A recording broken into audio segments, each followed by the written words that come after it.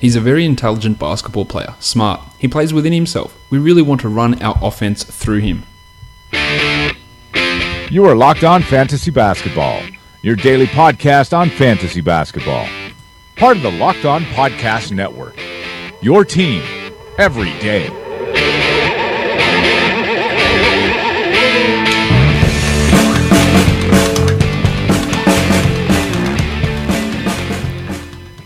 Hello and welcome to the Locked On Fantasy Basketball podcast, brought to you by Basketball Monster. And today's Locked On Fantasy Basketball podcast is also brought to you by Draft.com. Use the promo code LOFANTASY to get yourself a free entry into a draft with your first deposit.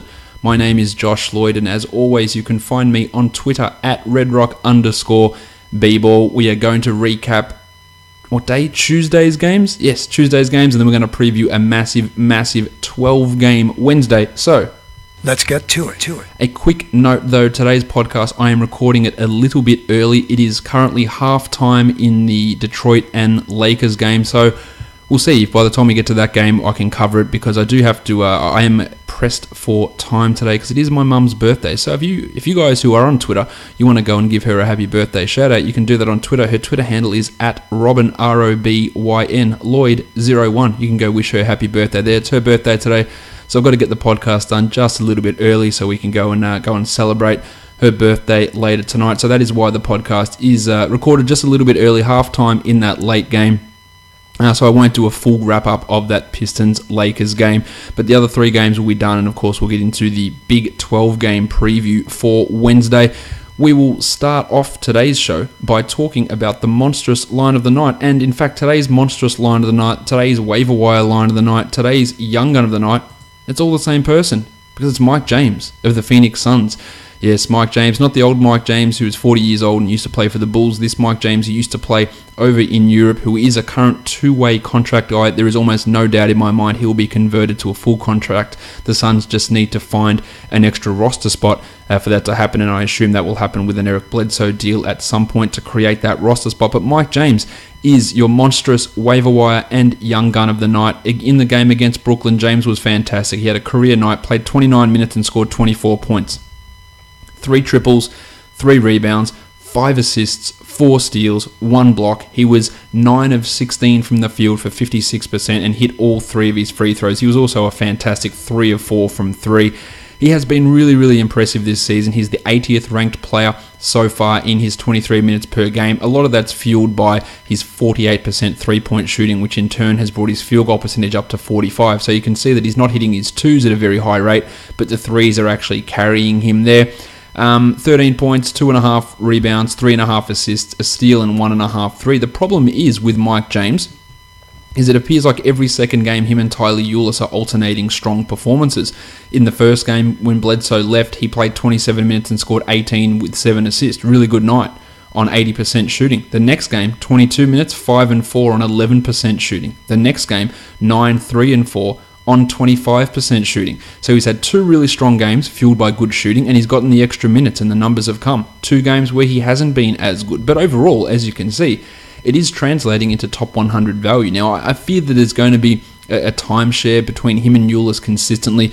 If you can guess which one of them is going to have a good night on any given night, then more power to you, and you can add those guys. Now, I think that adding a guy like James or even Ulis is a fine situation. Do I imagine him maintaining top 100 value through the rest of the season? Not a chance. I just don't see that happening, because I do think that some sort of point guard will come back in an Eric Bledsoe deal, or it will continue to be a 24-minute timeshare, and I'm fairly confident that Mike James won't continue to shoot 48% from 3. I just don't think that will be happening. But weirdly, in the 4 games that he has started, he's been 50%, 50%, 50%, and 75% from 3. That's obviously a very high number there. He's had 12 3-point attempts in that time and has hit 7 of them in those 4 games. So obviously, in those 4 starts, putting up tremendous 3-point shooting numbers, which has bumped his field goal percentage numbers up as well, especially on those 2 big nights. Do you add him? Sure, but I wouldn't be looking at him again as a long-term solution, because the minutes will be split. I think that Ulis will get some big games and James will get some,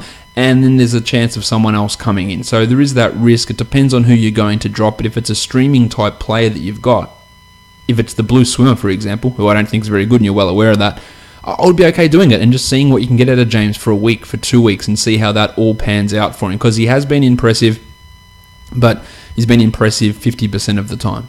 And is that enough? Yeah, sure. But wouldn't be sacrificing big parts of your team's future in order to get Mike James onto my roster. But he has looked good. He's clearly not the future of this franchise, though. We're obviously well aware of that. Now is as good a time as any for me to tell you about today's sponsor, and that is the guys over at Draft. Draft is sponsoring the entire Locked On Podcast Network, so today is Draft Wednesdays right across the Locked On Podcast Network. If you love fantasy basketball, which of course you do, because if you didn't love fantasy basketball, why are you listening to this show? You need to try the newest and the best daily fantasy app, and that is Draft. It's daily fantasy basketball, but not like the other guys. On Draft, you play real-life snake drafts with other people, just like in your season-long league. Here's how it works. It's a draft that lasts for just one night, and there's no management. Just set it and forget it. Once you've done drafting, that's it. No trades, no waiver wire. Draft even takes care of last-minute injuries for you. New drafts start every couple of minutes, so you can join one right now. And the best part, you can play for cold, hard cash.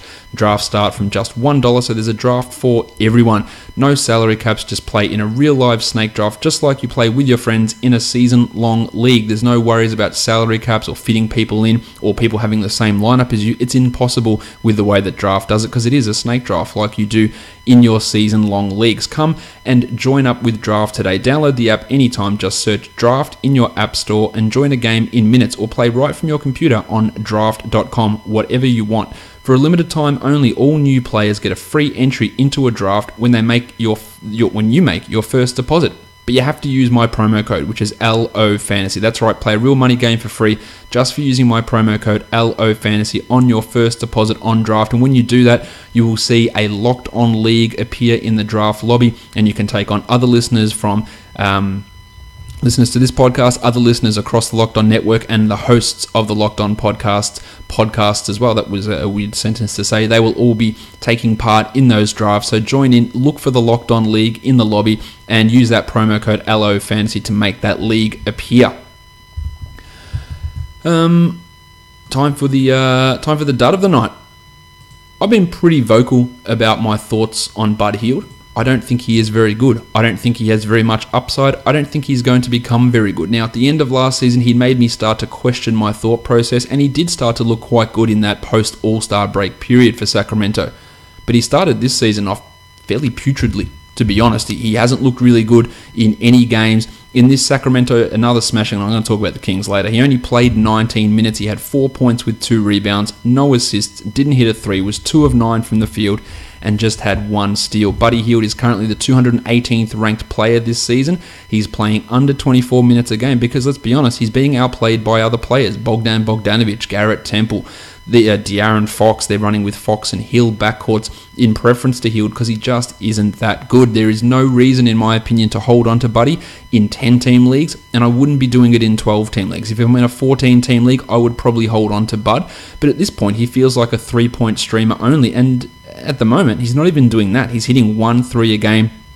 Now, the percentages will change, and this is something I do stress quite a bit, is when players are on hot streaks fueled by crazy high percentages or on cold streaks fueled by crazy low percentages, it will normalize. Now, Bud's shooting 35 from the field and 23 from 3. That will clearly change. That will come back up, and that will probably push him back to being a top 150 sort of guy, top 170 sort of guy. But that's not the player that I want in my 12-team league. I don't want someone who's just sneaking into the top 150. He just doesn't do enough in the other areas for me to get any level of excitement. The field goal percentage will come up, no doubt, but I don't project him to be a top 150 player this year, especially with the way they're using him with his minutes and the rise of Fox and Bogdanovic. It is really limiting what Bud Hield can do, so I wouldn't be getting overly excited about him. If you want to drop him to add Mike James, do it. I think that's fine. Using that spot as a streamer, even if James doesn't pan out or his value disappears in a week, fine. Go and add Hield back, because if someone's going to add Bud now, they're not getting much return out of it, and he could come out and light it up and knock down 7 triples in their next game, which is, of course, tomorrow. But I don't feel it, and I don't really feel much for Bud as a long-term fantasy prospect or real-life NBA prospect. I've said that plenty of times, and that's currently where we sit with Big Bad Bud Hield. Now it's time to go through the games from Tuesday. Let's have a look at what action we did have over there in those games. The first game is the Sacramento Kings and the Indiana Pacers. And I know I spoke about the Kings the other day and their resting policy and how much bullshit it is, but there's more to it. Now, the Kings have been pilloried for years for their poor front office decisions, and it seemed like they were beginning to get on the right path, but I hated what they did in the offseason. I liked the draft pick of De'Aaron Fox. I didn't really like the trade down from pick 10. I would have preferred they took Zach Collins, Donovan Mitchell, Malik Monk. All those guys were there at that spot. I would have preferred they do something like that rather than trade down and then take, I think, a low upside guy in Justin Jackson and Harry Giles at 20. But it's more the moves they made in free agency. Now, George Hill is a very good player, but what sense does he make for the Kings on $20 million a year? He is completely disinterested. His usage is low. He's just not getting involved in anything with this Kings team. I don't understand that, especially when you just drafted a point guard. You could go get any other guy to mentor Fox rather than a guy like Hill, who should be playing on a playoff-bound team and a strong team. It just didn't make sense. But the one that made less sense, Vince Carter, well, he's not playing. That's fine. But Zach Randolph, I just don't get why he is playing. He's not good. He wasn't good last season. He was inefficient and he hogged up a lot of percentages. And now he's doing a similar thing, a lot of shots. Now he's doing a similar thing here in Sacramento, impeding, I believe, the development of Skal Labissière. Now, he's going to have those random rest games and Labissière is going to get in and out. But to me, it takes Skal out of his rhythm, out of the lineup rhythm. And I know that, look, the Kings are terrible. They were horrendous in this game. They got absolutely smashed by the Pacers. They've been smashed multiple times recently. And is it a stealth tank? Because this team needs to tank this year. They don't have their first round draft choice next year, but they have it this year. So they need to try and get themselves a top 3, a top 4 pick if possible. And is Randolph's poor play contributing to that? Probably. But I don't think it's intentional. I think they brought him in to make the other guys better, to make the team better, to make them competitive. And he's just not doing that. I just don't understand the moves that they made in the off-season to bring Randolph in on a contract that large. And I think he's there for next season as well, when he's going to be even worse, and they'll probably make the team worse when they don't have their draft pick. So the logic behind it is baffling to me. You want to develop your younger guys, let them have a growing pain season, make them get the number 1 pick, get the number 2 pick. They'll get better for next year when you don't have your draft pick, and then they can take on a bigger role and start to develop even further. It was fine if you're going to bring Randolph in and play him 18 minutes a night, but not to start him and play him 26 or 27 minutes and hamper the development of your bigs like Cauley Stein and like, not that I think Cauley Stein's a great prospect, and Labissière. It just doesn't make any sense. Now let's talk about the team and what happened here. Cauley Stein was horrible offensively. Just 4 points on 1 of 3 shooting, but brought the defensive stuff. 2 steals, 2 blocks, 7 rebounds. I think he's fine to keep holding, but he is a guy who feels like his upside is pretty capped because of the way that the Kings are going to run things and just because of his limitations as a player. I love De'Aaron Fox at the moment. 28 minutes for Foxy, 18, 4 and 5 in those 28 minutes, 50% shooting. He should be owned everywhere. Continues to outplay Georgie Hill, who had just 8 and 6 in 27 minutes. As for Randolph, 12 and 5 on 60% might look good to you, and I guess it's not bad. I'll give him credit. That's not a bad night, but no other numbers at all. No assists, no steals, no blocks. Didn't get to the free throw line. He is best left for 14 or 16 team leagues. My man Bogdan Bogdanovic, I would say he has got that starting small forward job wrapped up. 28 minutes for Bogdan, 7, 2 and 2 with a block and a 3. That's not overly sexy numbers, but he is a 12-team league guy at all. And when I say must own versus should own, must own means you must own him on your team, and you really should make sure he's owned. Should owned means someone in your league should own him. I would say Bogdan's more a should own. He's not someone that I'd be, if I added him to a strong team, he'd probably be the 13th best guy. But on a middle of the pack guy, he might be the 10th best or 11th best guy. So he's a should own rather than a must own. But have a look who you've got. If you've got Bud Hield, make that switch. It's pretty straightforward.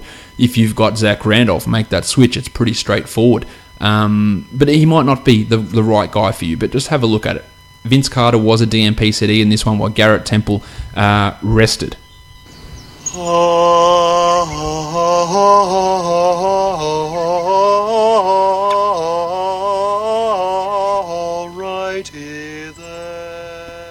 The Kings also play Wednesday, so Zach Randolph and George Hill could be ready for another rest. Their second the second rest in 3 games. I'm not sure that they're going to, but this is just going to be a consistent thing all season. Carter, Hill, Randolph, and Temple are going to continue to rest all season long. It's going to make guys like Fox and Labissière and Bogdanovic to a smaller degree have their value oscillate between games, and it's going to be continually frustrating for fantasy owners. On to the Indiana Pacers. Bojan Bogdanovic had one of his best games, 17, 3 and 4. I mean, you can get 4 assists out of Bojan Bogdanovic, which normally equals about a month's worth of assists for him. That's always a good sign. He is not a must-own 12-team. He's not even a should-own 12-team league guy. He's a streamer, and when you get nights like this, you'll be pretty happy. Domantas Sabonis, I believe, is a must-own. 12 and 16 with 5 assists. Now, that quote at the start was Nate McMillan talking about Domantas Sabonis, saying they want to run their offense through him, which is a really interesting thing to say. He is going to play minutes when Miles Turner comes back. He probably won't play 30 a night, but he's going to back up Thad Young. He's going to back up Miles Turner, and you're going to have Al Jefferson out of the rotation and TJ Leaf minimized. So you're going to get minimum 25 out of Sabonis, and he could very well take over that role from Thad Young. So he should be owned in all leagues, and he looks fantastic. Remember when people said Victor Oladipo, not Victor Oladipo, remember when people said Russell Westbrook had no one on their team and they were all terrible? Well, Sabonis and Oladipo, they look pretty good this year. Vic had 14, 4 and 2 with a 1-1, while Thad had 15 and 4 with his customary 4 steals. You don't get really many better steals components or exponents, out of the power forward position. Lance Stevenson had 7 rebounds and 5 assists with 2 blocks. Still just leave him for the deeper ones, while Daz Collison, clearly not his best game, 3 points in 25 minutes, 2 assists on 0 of 4 shooting. Just hold on. Nothing major to overreact to with big Daz Collison. The Phoenix Suns and the Brooklyn Nets, I spoke about Mike James already.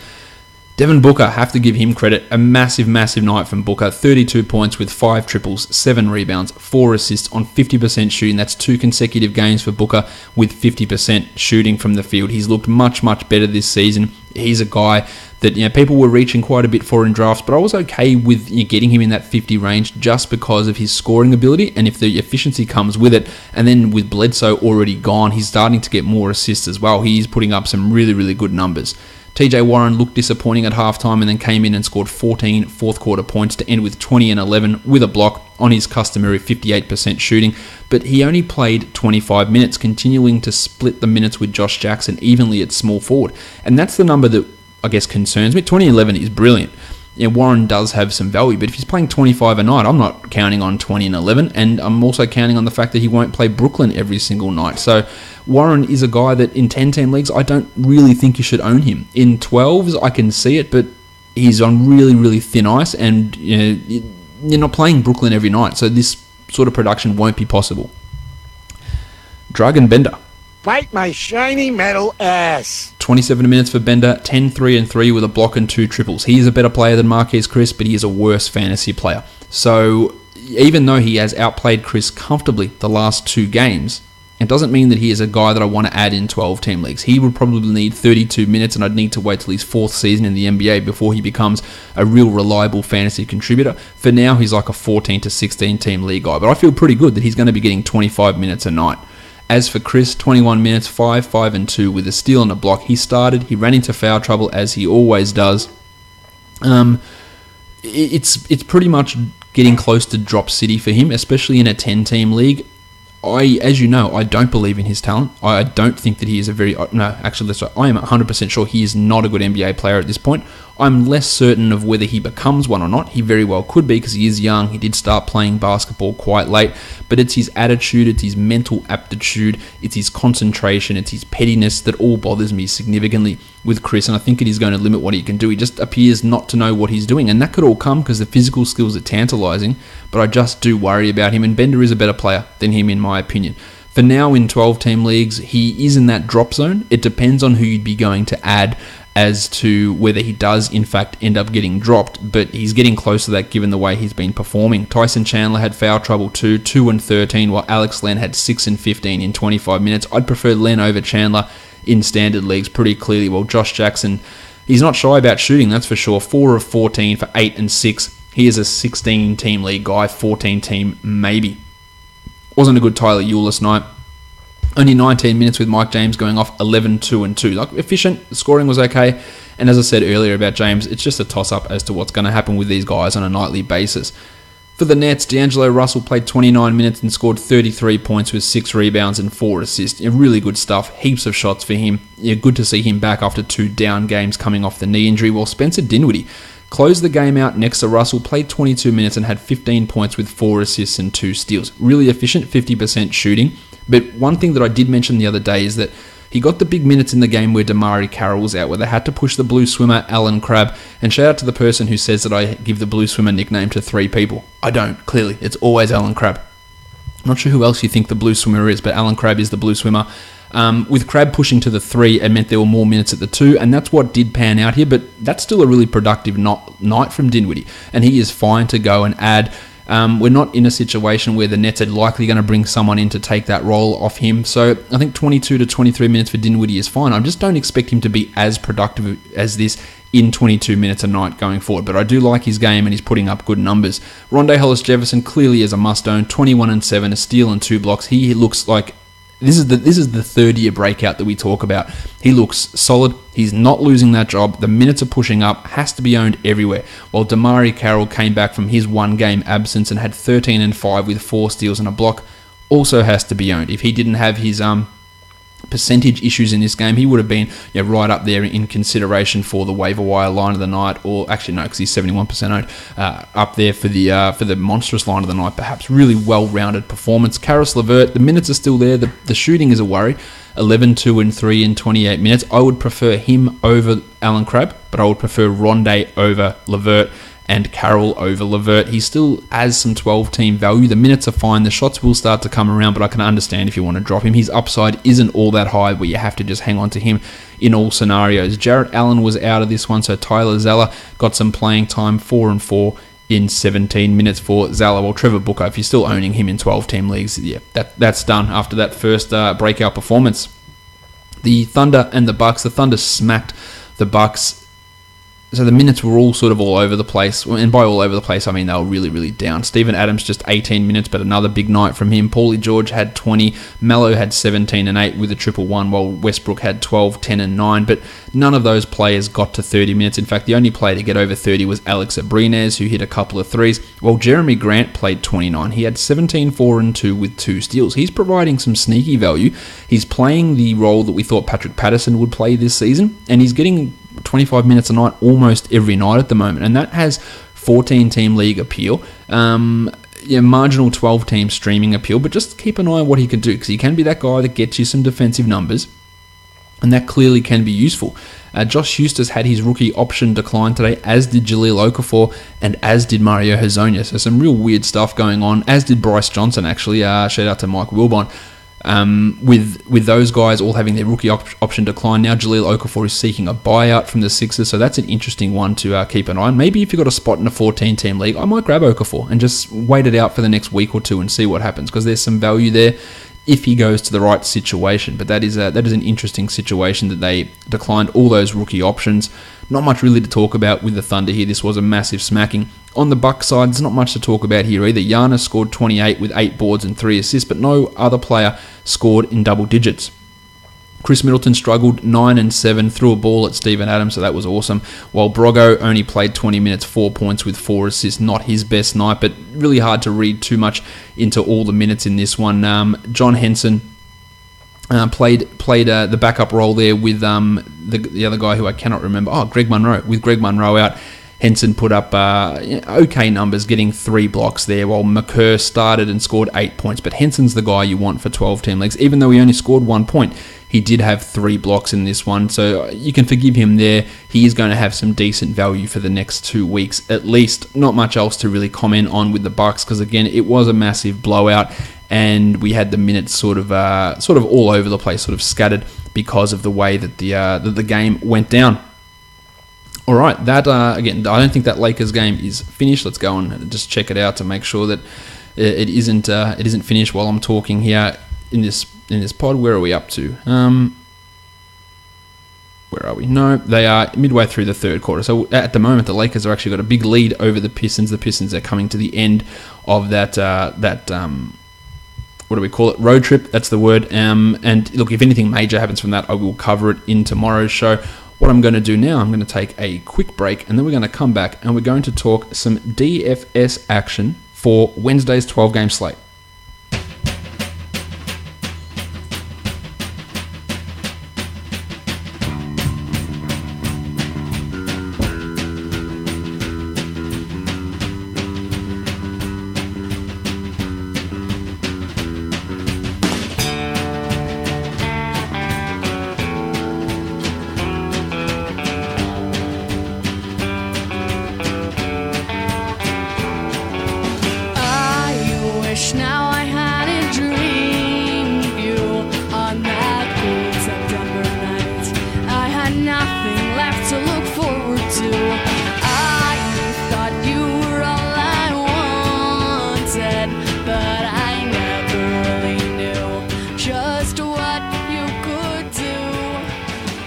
let's start talking DFS action for Wednesday. As I said already, there are 12 games on, so there's a lot for us to cover. No perfect DFS lineup for today because, again, the games are still going. We'll go straight into the first game of the night, which is the Atlanta Hawks and the Philadelphia 76ers. The Sixers are favoured by 8.5, and the total is 210 points here. A few interesting situations we need to pay attention to. The Hawks have three guys who are probable. Ersan Ilyasova's already ruled out, but Dennis Schroeder, Mike Muscala, and Marco Bellinelli are all probable, so we're all assuming they're going to play. But the biggest one, I think, is in Philadelphia with JJ Redick questionable.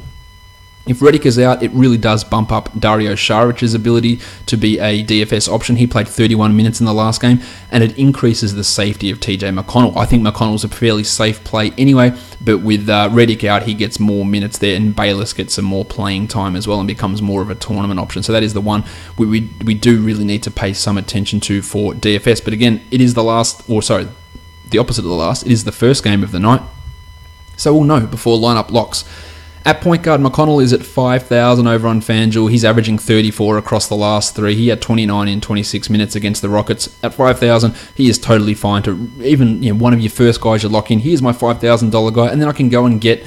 I can go and have Giannis. I can go and have Towns. I can go and have Tone Davis. I can get some other high-priced guys because I've got TJ locked in. As for Bayless at 4,300, that's more of a tournament situation here, but it's against the Hawks. It's a very, very good matchup for both these point guards. I could totally see, if you wanted to go with a weird tournament lineup, putting both these guys in and seeing if they both go off. It's probably not the greatest idea, but it is an option given the opposition. As for Schroeder, 8,100. I feel okay about Schroeder in cash. Not so sure about his tournament upside, though.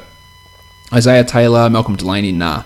Shooting guard Redick at 4,900, always a GPP guy if he happens to play well. Marco Bellinelli at 4,400. I feel okay about him in cash. I reckon he's going to get 22 points almost no matter what, with 25 to 30 point upside, and I think that's a pretty good situation. So a little bit of tournament upside there as well. Kenty Bazemore's been playing quite well, getting 30 points per game over the last three.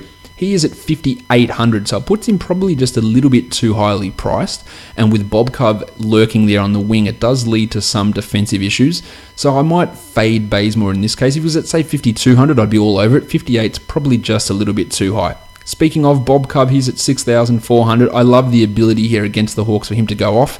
I'm not sure that he is a cash guy, but I love his upside in a tournament, 40-point upside clearly, while on the other side, Taurean Prince is at 5,500. I feel pretty good about Prince. Even though Covington can be on him, I feel good about Prince being able to get 25 to 27 points in this one, which is enough.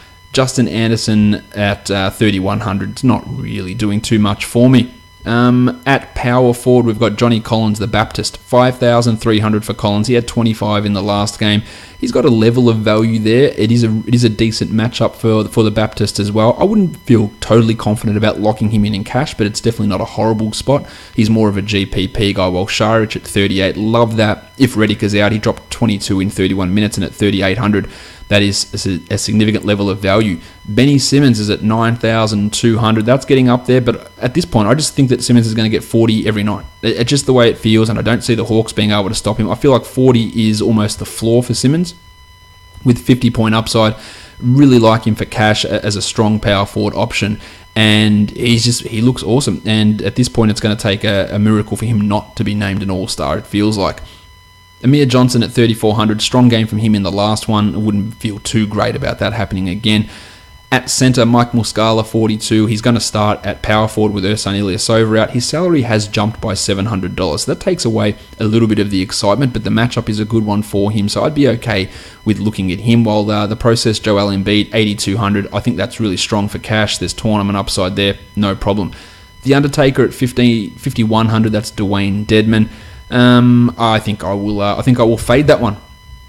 Let's have a look at how it all looks over on DraftKings as well for this game. I like Muscala a lot here. Jared Bayless, similar. Dennis Schroeder, really strong at 7,000. Love that a lot. The Baptist and Bob Cove, strong GPP options too. The Undertaker has a little bit more value over on DraftKings at 4,500. McConnell and Embiid, both strong options for cash. And Ben Simmons at 8,800, also a cash play. While Marco Bellinelli at 42, I feel that's good for cash. I feel like that's good for tournaments as well. Taurean Prince and Kent Bazemore, I'm not quite as high. While Saric at 4,500, even if Redick is out, I think that takes away a degree of his upside, given how much cheaper he was over on FanDuel. Let's move on now to the next game. We're going to be looking at the Indiana Pacers, who are coming off that big win today over the Sacramento Kings. They're taking on the Cleveland Cavaliers. The Cavs are favored by 11, and the total is 218.5 points. Miles Turner will not play in this one. We know Sabonis was dealing with that infection, but he was fine, so he'll be ready to go in this one here. Let's talk about the point guards. Derrick Rose was considered questionable or probable for this game, but he's going to play. He's a $5,000 player on FanDuel. It's a high-paced game. I feel pretty good about Derrick Rose at 5,000. I think that him getting 25 points is not a crazy situation. I think he's probably lean a little bit more tournament, but I think there is some cash value there. Now, I'd comfortably take TJ McConnell over him at a similar price, but Rose is an option there. Daz Collison at 6,500 struggled a lot today. He's had some big games. I don't love him at that price, while Corey Joseph at 3,800, I'm not really feeling much with him either. At shooting guard, Dwayne Wade, 4,700. Wade hasn't been good, but he's averaging 24 over the last 3. His consistency hasn't been fantastic. I think he's more of a tournament guy, but not feeling strong there. While J.R. Smith at 3,600, I like Smith at 3,600. That's really, really cheap. He is starting. He dropped 22 in the last game. I think there's something there. Vic Oladipo, 7,900. I like that for cash. I think him getting 38 is a pretty realistic expectation. Kyle Korver's been hitting a lot of threes. He's at 3,800. He's averaging 21 over the last 3 games, but I can only really rely upon him in tournament. But with Iman Shumpert out, his minutes do feel a little bit more secure. LeBron, 10,400. LeBron James. It's a big drop in salary for LeBron. Getting a 50 here, he's always feasted on the Pacers, and that's when Paul George was there. I think he's really got 60-point upside here, so I like LeBron a lot for tournaments and for cash situations. Bojan had a 30-pointer today. He's at 4,100. Really unexpected for him to do that 2 games in a row, but he's always a tournament option because he can go out and have 6 or 7x value. We've seen that plenty of times from him. Jeff Green at 4,000. My name is Jeff. Mainly just wanted to play that noise. I don't think we'll be using him. Thad Young at 5,800. Another strong one from Thad today, 32 points. I think he's strong for cash. I think he's got some tournament upside. Yeah, I like Thad there, especially with Miles Turner out, TJ Leaf, and Jay Crowder. Well, I won't be using Jay Crowder, that's for sure. At center, Tristan Thompson at 3,500. It's a no from me. Sabonis, 6,000. Just constantly racking up 30-point nights. Love it. Yep, fine. Go in, lock him in, cash. Let's get that 30 from DeMontis. While Kevin Love at 7,700. Probably just feels a little bit too high for Lovey. He continually feels like he's getting limited. His usage isn't as high as it needs to be. I could consider it in tournaments because he can go off and score 40 and a quarter. Maybe an exaggeration, but he can go off and put up some big numbers at 7,700. I don't love it for cash. Al Jefferson at 4,400. I think that's strong for cash, and that sounds dumb because I don't like Al Jefferson, but 29 today. He's averaging 22 over the last 5, and at 4,400, I think his floor is fine to use in cash if you're looking for a cheap centre, which you might not be because there are some really good high-priced centres on the board. But he could be that option if you're going more expensive in some of the other positions with your Jim Hardens, with your Giannis Antetokounmpos. On DraftKings, Corey Joseph at 3,300 has more appeal, but I don't love it. I like Thad a lot at 53, Al at 36, Al Jefferson really strong there. Kevin Love at 75. It's a little bit better for him on DraftKings with the scoring, so I can actually use him, I think, on DraftKings. Sabonis at 57 is good. Bogdanovic as a GPP along with Collison is fine, and Derrick Rose at 4,900, not bad. LeBron at 10,400 also strong. I don't like the 78 for Vic Oladipo or 51 for Dwayne Wade over on DraftKings. They're guys I'd probably fade over on that site. Let's go to the next game now. We're going to talk about the Phoenix Suns, who again coming off the back-to-back. They're going to Washington to take on the Wizards. The Wizards are favoured by 13.5, and the total is 225.5 points. We don't know if... actually, no, that's the wrong game. I was looking at another injury report. I think we're all good for injuries. Markieff Morris most likely... Well, no, he won't play. I can guarantee you Markieff Morris won't play. He might be active, but then he'll be suspended because he's got a 1-game suspension, so he won't play. We're looking at a targeted return of Markieff, who will move straight back into the starting lineup, by the way. He'll be returning most likely Friday, it appears. Let's take a look at the point guards. Johnny Wall at 9,700. He has annihilated the Suns in the past. It is a brilliant, brilliant matchup. The problem you have to say here is, what if it's a huge blowout like what they did to the Kings the other day? I still feel pretty good about John being able to get close to that 50-point mark at 9,700. For Mike James at 4,500 and Tyler Ulis at 4,700, I would take James there because it's cheaper. He obviously dropped 46 today, which was fantastic. I think he is a strong cash play at that salary. Ulis is more of a tournamenty type of guy at 4,700.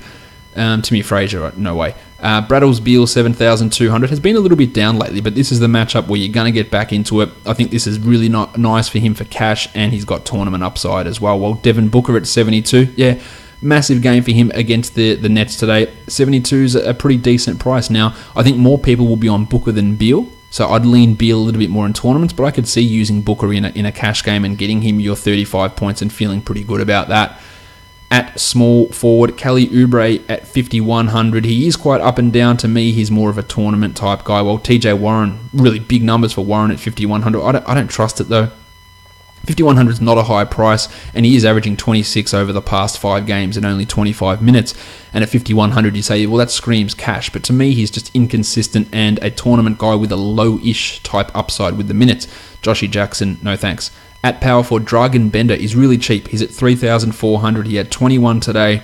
Yep, fine. I think he'd get the 25 to 28 minutes again and have that ability to put up 20 points. I think he's totally fine, and I'd even consider him in cash. Otto Porter at 73. He's listed as a power forward now. You'd say it's too high, but in a game against the Suns, he's got that ability to get there. But can he go higher? Yeah, he can. So he's more of a tournament sort of a player. Marquise Chris, strictly tournaments at 4,700. I really don't like that at all, though. While Mike Scott and Jason's former son, Mike Scott, and Jason Smith are the other power forwards that don't really bear me talking about. At centre, Alex Len at 43. I like him as a tournament guy. Tyson Chandler, Marcin Gortat, and Jan Mihinmi are the other centres. None of those guys really stand out. Maybe if you really believe in revenge game narratives, you could look at Gortat. But he's $6,000, so you're going to need 30 plus from Gortat, and I just don't see that coming from him in this situation.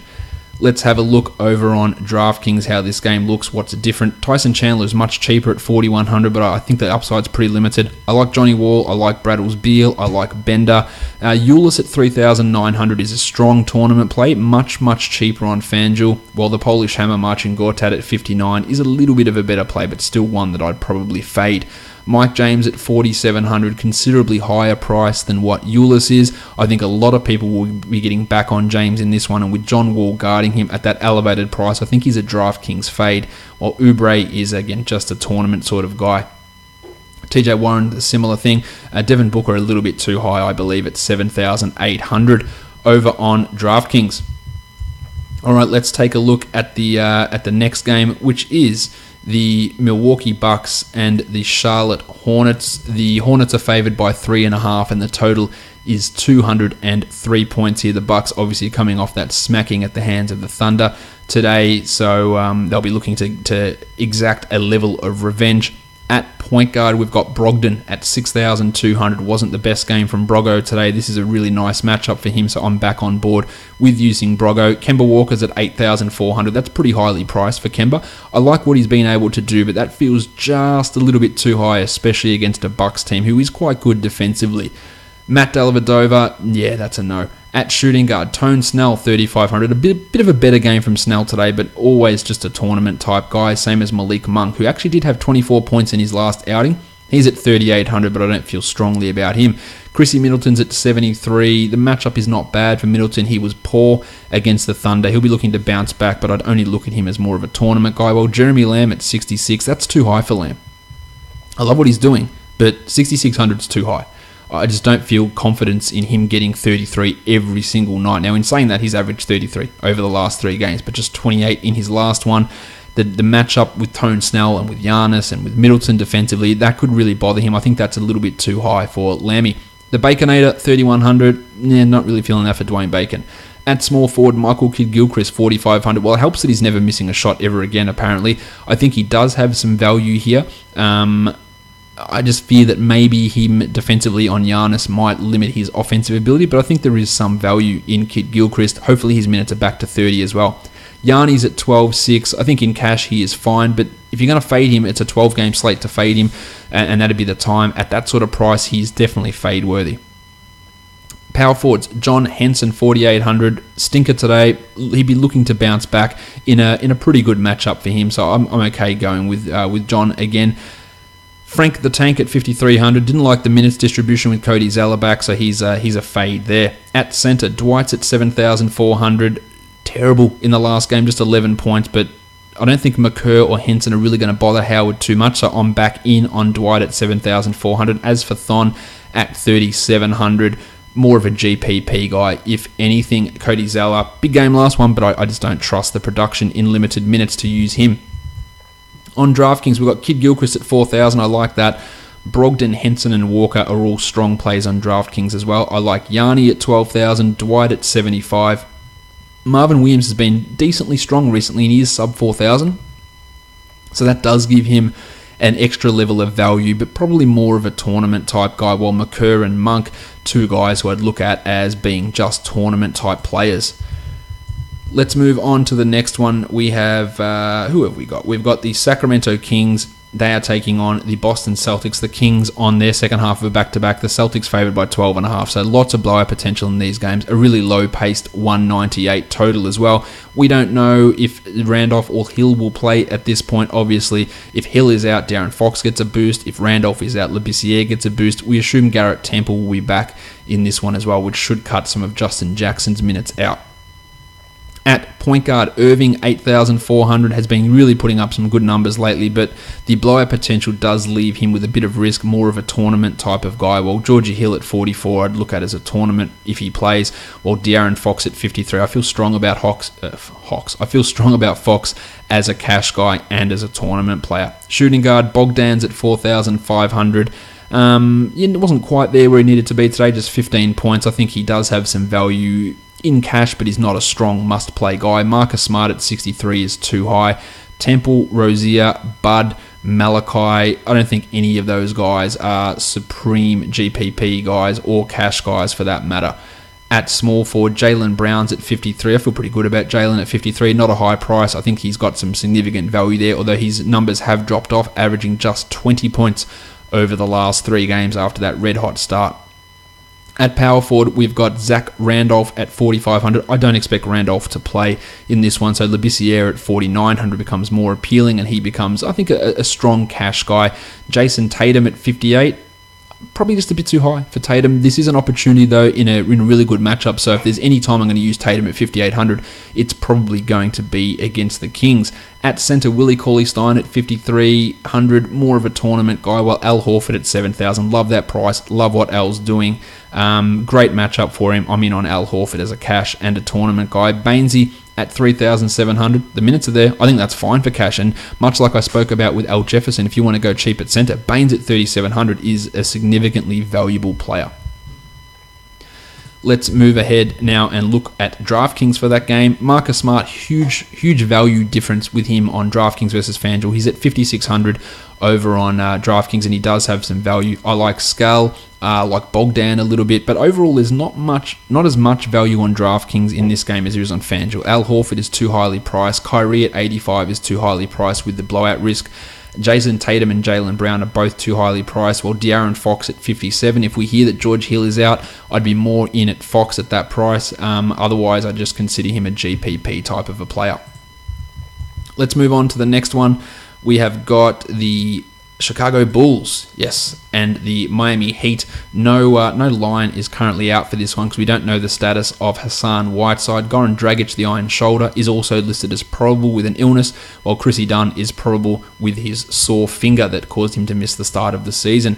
At point guard, we don't exactly know what's going to happen with the Bulls' point guard rotation. We know that Jaren Grant is going to start, but how many minutes is he going to play? I don't know. He's at 6,000, and regardless, there is no way you want any piece of Jaren Grant at 6,000. The iron shoulder at 6,900, Goran Dragic, good matchup for him against the Bulls. I think that's fine for cash and for tournaments, while Tyler Johnson at 4,300, I don't really see the appeal there. At shooting guard, Justin Holiday at 6,200, just cannot shoot at the moment. Tough matchup, tournament only with him. Chrissy Dunn at 4,700. had a nice 25-point outing in his first one. I think he's got some GPP upside there done. And Dion Waiters was sparkling in his last game, but he's also at 6,300. So if I'm going to use him, it's going to be a tournament-only setting, and even then, I don't feel great about it. At small forward, Joshy Richardson at 5,300 has not been living up to that price tag. He is just a GPP guy. The matchup's good. Wing players go off against the Bulls all the time. So I think this is a good opportunity to use Richo. Denzel Valentine at 45. The numbers have been pretty good for Denzel. Played more minutes than Paulie Zipser in the last one. I wouldn't feel strongly about putting him into a lineup though. Same with Justice Winslow or Zipser in fact. At power forward, Lowry Markkanen 6,600. Probably a little bit too highly priced. Lowry's been good, but that salary is just too high for me. I don't feel great about using him. While Jimmy Johnson at 6,400. Also too high. If Whiteside is out, I might reconsider it with Jim, but at 6,400, it just is a little bit too high. Same with Kelly Olynyk at 5,700, although if Whiteside is out, Olynyk becomes close to a must-play. Not must-play, but definitely comes into my cash game consideration. At centre, Bob Lopez, 6,100. Yeah, no, against Whiteside, I'd hate that. At 6,100, I just don't see much upside or much in terms of a safe floor. As for Hassan, 9,200, I would love it otherwise, but coming back from a knee injury, if he in fact does play, it doesn't leave me with a massive level of confidence.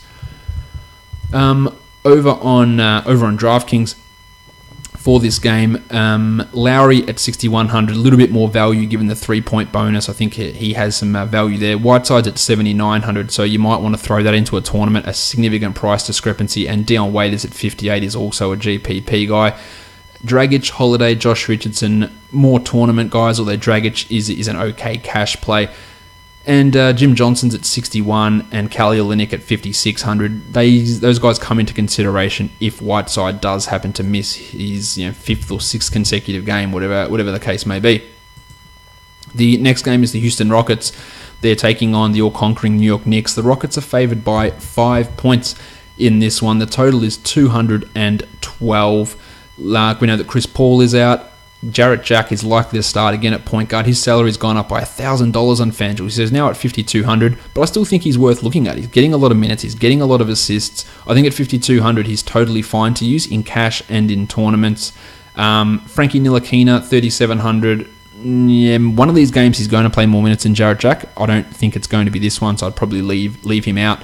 At shooting guard, Timmy Hardaway at 5,200. Another strong game from him in the last one with 29 points. The salary has bumped up. I'd look at him more as a tournament guy. Well, Jim Harden at 11,000. He has killed the Knicks repeatedly. I think a 60-pointer is definitely on the way here.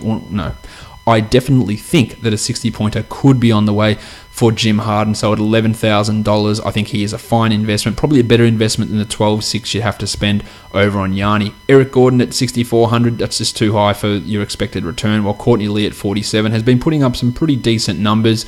If you want to go way back, is this a revenge game for Courtney Lee? I don't think so. Small forwards. Trev Ariza, 5,000. I'll pass on that. PJ Tucker at 43. I will also pass.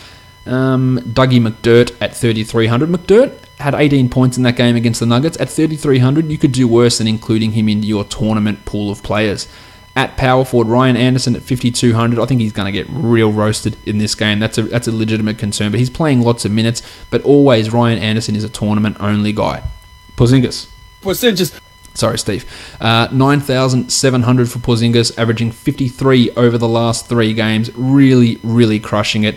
He's had some big games against Houston in the past and some poor ones. He's been quite up and down. I look at him at that price more of a tournament guy because he can easily go for 55. We've seen that from him over these past couple of days. But is his floor 50 points? I'm not quite sure it's there yet. Beasley, Marmute, no interest. At centre, Enes Kanter, 5,800. He might not play at all in this game. He could get roasted by Houston or he could play big minutes. I am not strong on him for cash, but in a tournament setting, he is okay.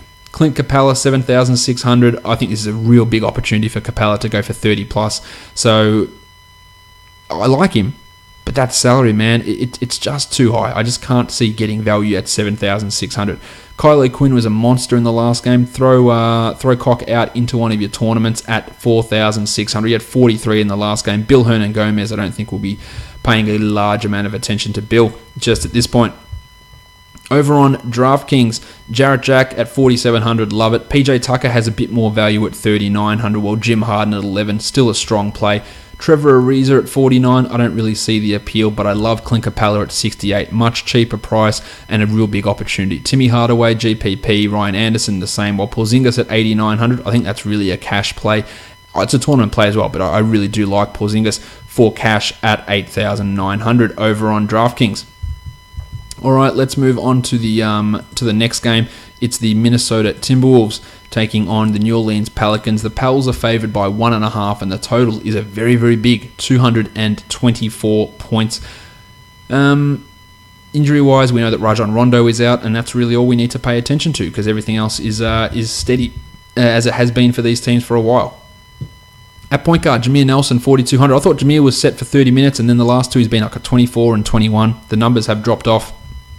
4,200 against the Wolves. I don't really love it for Jameer. Maybe a tournament play, but that's about it. Drew Holiday's been playing well, averaging 37.5 in his last three. He's at 7,400. A really nice matchup for him against Andrew Wiggins, who's not the best of defenders. 7,400 for Drew. I think is fine for cash. I think it's okay for tournaments as well. Jeff Teague at 7,100. My name is Jeff. He's been putting up huge numbers, 59.5 in that last game, averaging 36 across the last five. I think Teague is a reasonably safe point guard to use. Ian Clark, Tyus Jones, no thanks. At shooting guard, Wiggos at 6,300. Some okay numbers, averaging 31 over the last five, but he's quite up and down with what he can do. I think there is upside here. So he's a tournament guy, and I think you could use him in cash, but with 12 games on, there's probably other guys I prefer, like Etuan Moore at 4,300, who's been consistently getting you over 20 points, and I think that's okay at that sort of a salary to get some of those other big names in. Jim Butler, small forwards, 7,900 for Jim. Has had a history of really tearing the Pelicans apart. Has not really been happening in Minnesota for him. A tournament guy only, but with some significant upside. Dante Cunningham, Nemanja Bjelica, Tone Allen, and Baz. I don't think any of them are worth looking at. Taj Gibson at 4,300, not against Boogie and Davis. While as for Davis, 11,800. Karl Anthony Towns' defense is atrocious at the moment. There's a real chance for 50, 60 plus here for Tone Davis. He is killing it. He had 61 in the last game. His last three games against the Wolves have yielded an average of 57 points in 37 minutes. I really, really like using him. Gorgie Jeng at 3,000. That's too high.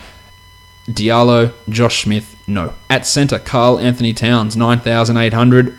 Not against Boogie. Sorry, man. Foul trouble is going to be a problem. You're going to have Boogie and Davis thrown at you. I think at this point, centers going up against the Pelicans, you're just going to fade them in most of the cases, especially when they're priced like this. I'm not interested in Towns. As for Boogie, 11,700 for Boog. Been killing it this year, clearly averaging 63 points over the last three. Not sure I'm totally into using him at that price. I could see it, and you could use it. I'd prefer Davis, but I can see why you would consider Cousins an option.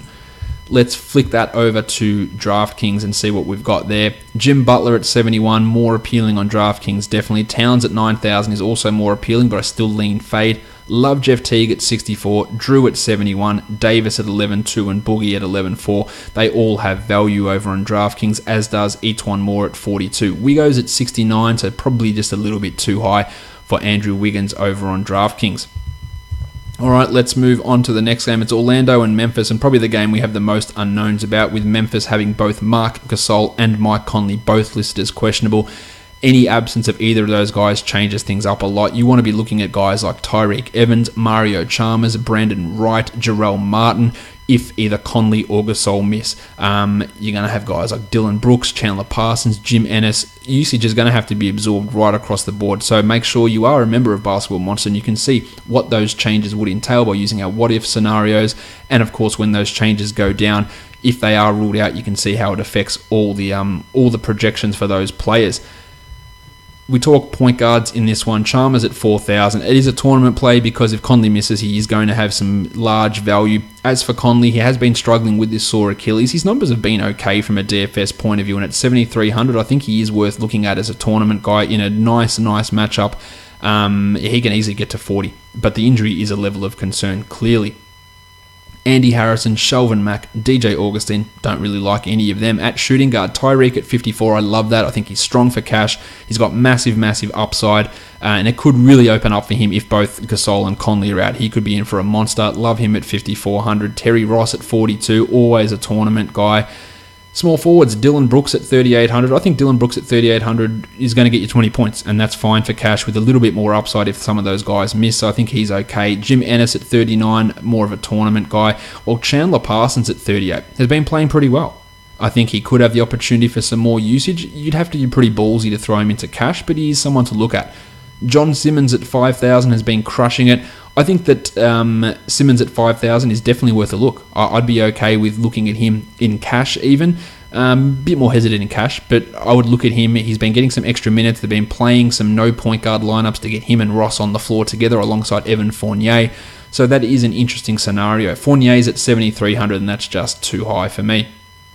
At power forward, Jarrell Martin, 4,400. If Conley's out, he gets a significant boost. I wouldn't use him otherwise. Not Conley, if Gasol's out, sorry. Well, big Asa Gordon, 7,600. If Gasol's in, I think he's a fade. If Gasol's out, I'm all over As Gordon at 7,600. I don't think John Isaac's worth looking at. At centre, Gasol at 8,500. I really, really like it if he plays. I think he's got 40-point upside. And Vucevic, much like Asa, I would fade him if Gasol is in. If Gasol is out, I'm all over that. That's a 40-point one ready to happen if Marc Gasol happens to miss. Bismack Biyombo is nothing. Brandon Wright's a guy we look at, of course, if Gasol is out. He's at 3,200, and then he becomes that really ideal cheap centre option.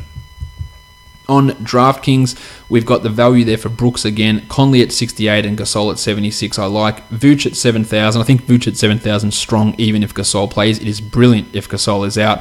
Jarrell Martin, Mario Chalmers and As Gordon, both or all of those guys with some really good pricing. Chandler Parsons at 34 is interesting, while Tyreek not quite as appealing on DraftKings as he is on FanDuel.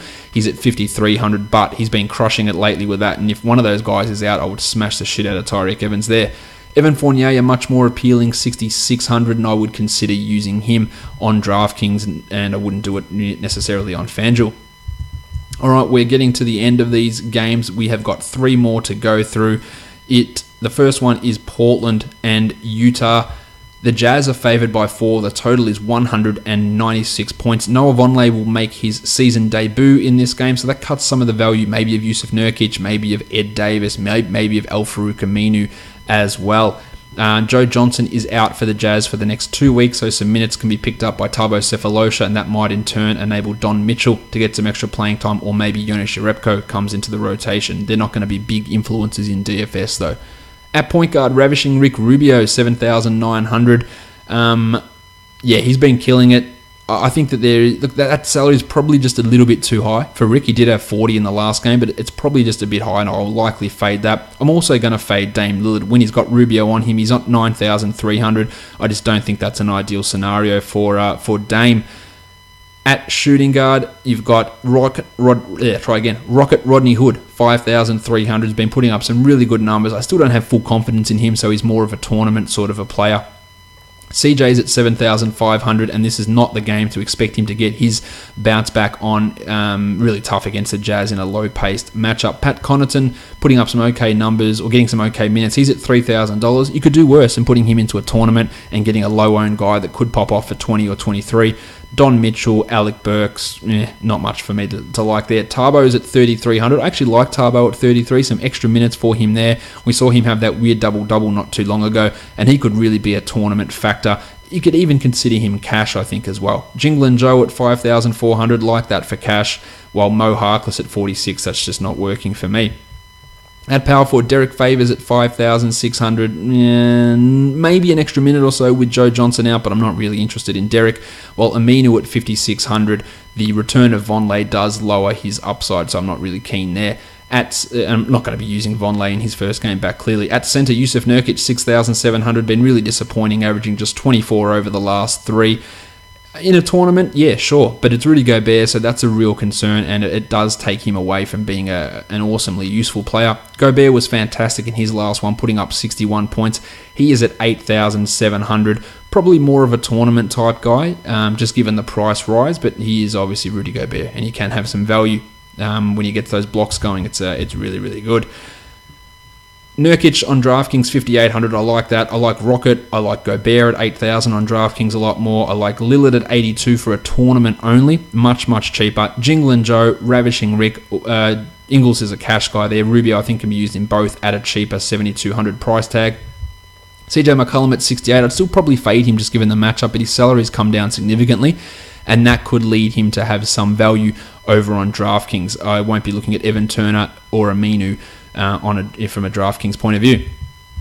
All right, let's move on to the next game. It is the Toronto Raptors. They are taking on the Denver Nuggets. We don't know the status of Serge Ibaka or Jonas Valanciunas, but they've both been labelled as probable. So if they both play, your Pascal Siakam and your Bebe Nogueira, they probably won't be in the rotation as they weren't at the start of the season when both of those guys were healthy. So just be aware of that. If we hear that Valanciunas or Ibaka is out, then you're going to have Siakam and Bebe both having a chance at getting some value. But I wouldn't be getting too excited about using them here, given the fact that those two guys are likely back.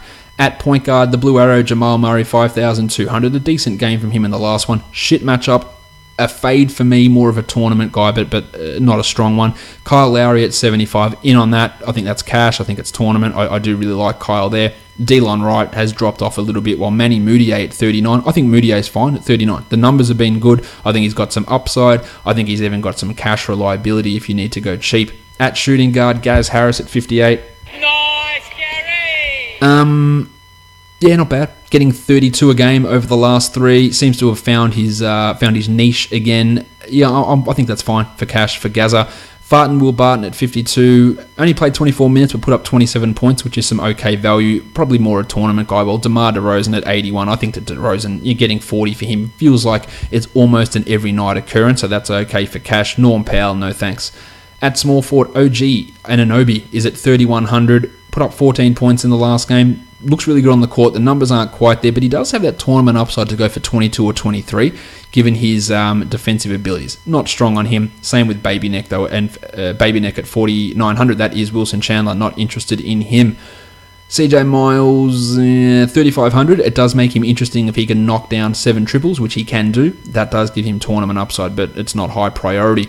At power forward, Paulie Millsap is at 7,100. He actually rose $500 in value. I don't really understand that. That's a fade there. While Serge at 5,300. I think Serge at 5,300 is a decent price, assuming he plays.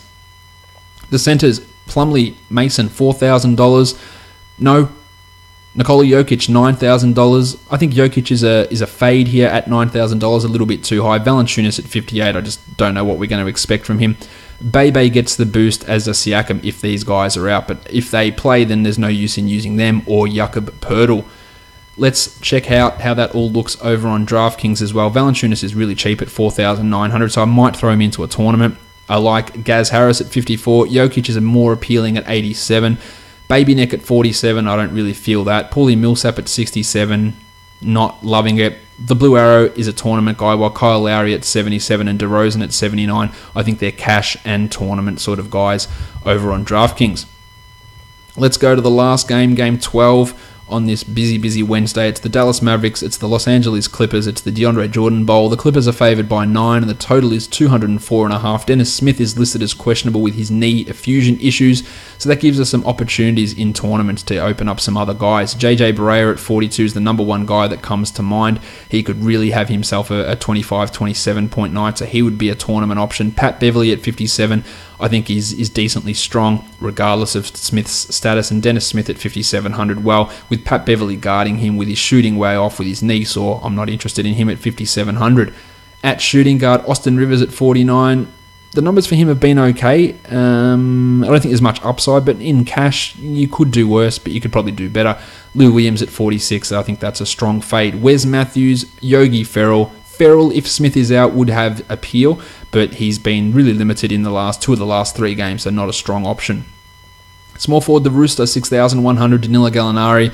I think that's a really high upside tournament guy, while the Pencil Harrison Barnes at 5,800 is a high floor cash guy without having much tournament upside. At power forward, we've got Blakey Griffin at 9,100. Could really destroy the Mavs with Blake or even Dirk potentially switching onto him. I like Blake at 9,100. Dirk at 51. Yeah, I think I'm going to fade Dirk here. Same with Dwight Powell. At centre, DeAndre Jordan, 7,500. I'm in on that. I think 35 is almost his floor here. 40-point upside. Love that. While Nerlens at 4,200. If you want to throw him into anything, it's a tournament, but shit, he's just the minutes, the effort, nothing has been there for Noel. So I'd look at him as a tournament guy and a tournament guy only. If we flip it over to DraftKings, DeAndre at 73 is good. The Rooster at 63 is good. Dennis Smith for the questionable tag at 5,300. There's a lot of value there. I would look at him as a tournament guy. Blake is strong at 92. Barea at 44 and Yogi at 4,000, especially if Smith is out, has some value. While Pat Bev at 57, maybe just a touch too high. The pencil at 5,700 is also a decent play over on DraftKings. Let's go through some options on Yahoo. Jarrett Jack, John Collins the Baptist, Johnny Henson, The Undertaker, Dwayne Dedman, Tyson Chandler and Bogdan Bogdanovic are all really, really cheaply priced over on Yahoo. Courtney Lee, Marco Bellinelli also in play, as is Tyreek, Sabonis, Rocket Rodney, and Austin Rivers. I like Kid Gilchrist, Etwan Moore, Jarrell Martin, Mario Chalmers, and Tyler Eulis on Yahoo also, along with Brogo, The Blue Arrow, Thon McCurr, and Joe Ingles. Want to go to the higher end players? I think DeAndre Jordan's a strong play at $33. I think Gobert at 38 is good, and Embiid at 36 is also a strong option. John Wall, Jokic, and Yanni and Tone Davis, the pick of the really expensive guys over on Yahoo. On Moneyball, Henson, Muscala, and Jack are almost no-brainer must-play guys. I like Timmy Hardaway at 43. Sabonis at 49 is great. Justin Holiday at 53 is a strong play, as is TJ McConnell at 49. I like Gobert, the Rooster, Rocket, Thon. They're all interesting. The Blue Arrow, Jamal Murray, DeAndre Jordan, Joel Embiid, the Baptist, and Enes Kanter with Bob Cove and Yusuf Nurkic as tournament plays. Really like Tyreek over on Moneyball as well. On Draft Stars, we've got Jarrett Jack and John Henson, almost no-brainers. TJ McConnell in a similar boat with Jarrell Martin there too. Muscala, Mike James at 58 is a really strong play on Draft Stars. Sabonis, the Rooster, Austin Rivers, some value in all those guys. I like Bender, I like Rose a ton on Draft Stars. DeAndre Jordan, Malcolm Brogdon, Lowry Markkanen. Dion Waiters and Malik Monk are tournament guys, along with Rocket and Bob Cove, while Jingle and Joe and Rudy, I think, are pretty decent cash plays. Jokic and Wall are in play on Draft Stars as well, as is LeBron, Yanni, and Jim Harden and Tone Davis. That brings to the end today's podcast. I might actually check if that last game has finished. It has just finished. The Lakers game taking on who they take on? Taking on the Detroit Pistons. The game has just ended, so I'm just going to have a look at that game if there's anything worth really talking about in that game. Reggie Jackson was strong. Toby Harris was strong again. A lot of more of the same here from the Pistons, but Reggie Jackson really starting to look like his old self with some of these numbers. Brandon Ingram put up a very, very good line for the Lakers. Larry Nance had a big double-double in 27 minutes. Lonzo Ball was okay. And Brook Lopez, just 21 minutes. It's getting really dire for Brook Lopez owners. I'm not dropping yet, but it's getting pretty bloody close to that. Jordan Clarkson, only 21 minutes, and that's going to be the concern with him as we move forward. But a big, big win for the Lakers. 20 points over the Detroit Pistons. If you are watching this on YouTube, hopefully the buzzing that was on yesterday's video has been solved. I don't know where that came from yesterday. Hopefully that is gone. Leave a thumbs up and a subscribe and a comment. That would be great if you can do that. If you're listening audio and you're on Apple Podcasts, give it a review. 5 stars is the best way to help support the show. And of course, you can support the show by checking out today's sponsor, which is Draft. Download that app and enter the promo code LOFantasy. You can find this podcast on Spotify, Google Play, TuneIn, and Stitcher as well. And check out the rest of the Locked On Podcast Network. We are done here, guys. Thank you so much for listening, everyone. See ya.